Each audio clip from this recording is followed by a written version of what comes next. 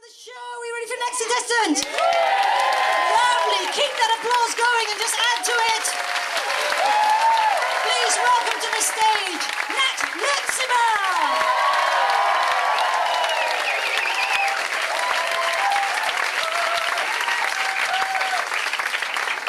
Hello. You having a good time? Are you all right? Yeah. That's not a proper answer, that's just noise.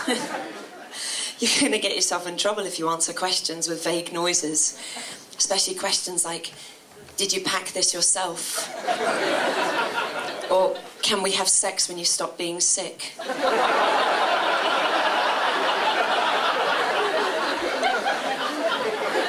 That's a date rape joke to relax you.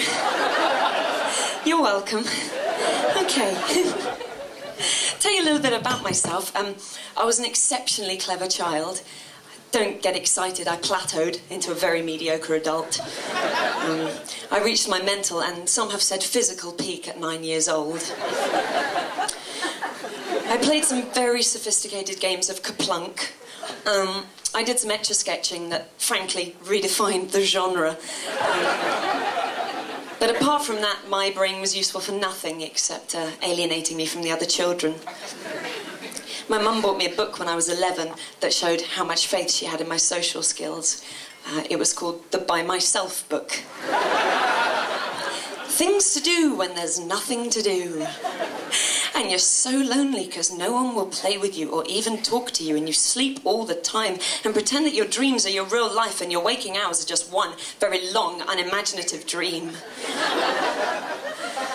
You can make this more believable by acting really weirdly in your day-to-day life, like actually turning up to school naked,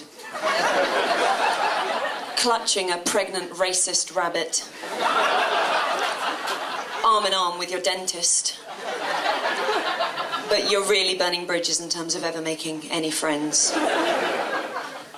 I saw a child the other day. That's okay, they're small, but I'm not prejudiced. It was playing, and it was pushing its own buggy around. Have you seen them do that? I found that breathtakingly arrogant. It's like if a scientist showed up for work one day at the laboratory and found a mouse operating on himself. All right, John, grab a coffee and scrub up. We're cool. Are these fiercely independent youngsters going to start breastfeeding themselves? Yeah. Good luck. It's impossible. No matter how thirsty or bendy or unwilling to pay for a latte you are.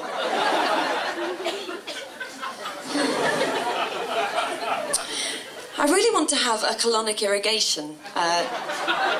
You know, when they put a hose up your bum and flush out all the old poo that's hanging onto the edges. Yeah, it looks disgusting, but I really want to have it done because I really love the film 28 Days Later. Especially that scene, the famous one where Cillian Murphy is wandering, confused and abandoned around an eerily deserted London. And I want my first meal after a colonic irrigation to have the same experience.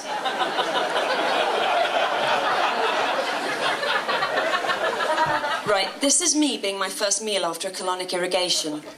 At the same time, this is me being not very good at acting. It's just drawing you further into my mesmerising world of storytelling.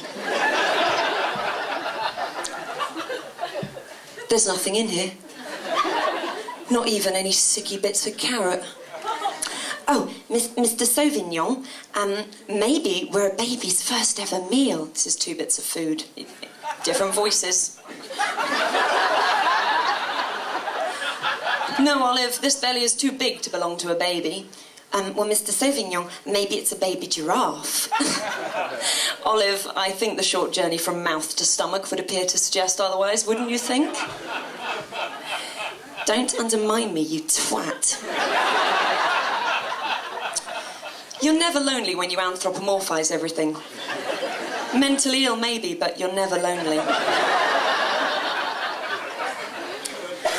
Did you know there are hundreds of parasitic bugs living in your eyelashes right now, feeding off your dead skin and sweat?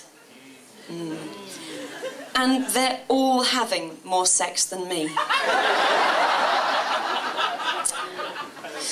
And when I put mascara on in a somewhat futile attempt to attract a little love for myself, I'm simply providing them with lubrication.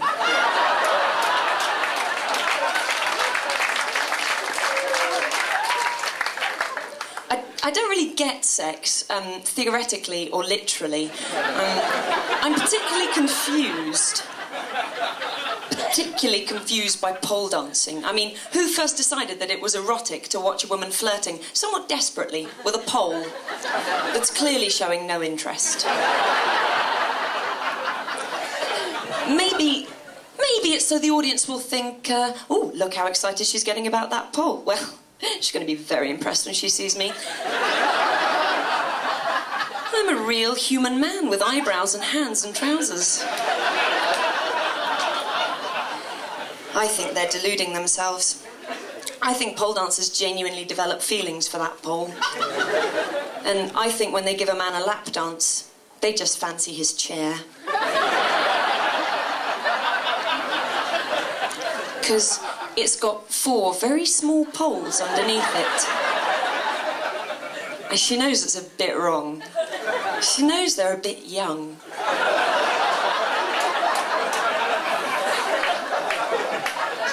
But if her sister-in-law's allowed to fancy Harry Potter, then she's allowed to fancy those chair legs.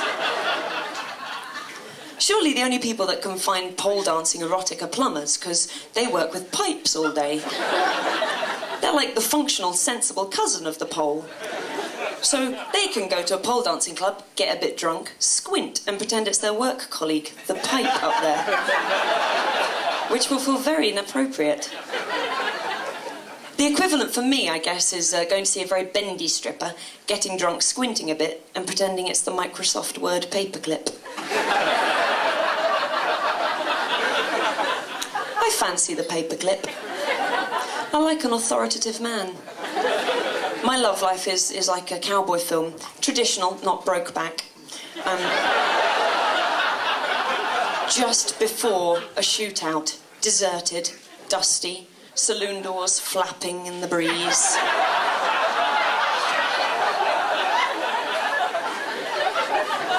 Yeah. Sometimes a tumbleweed rolls through my desert and that feels nice. Kind of like the touch of another human being. I do miss little bits of affection, like having someone stroking my hair, but I found I can recreate it by rubbing cheese into my scalp.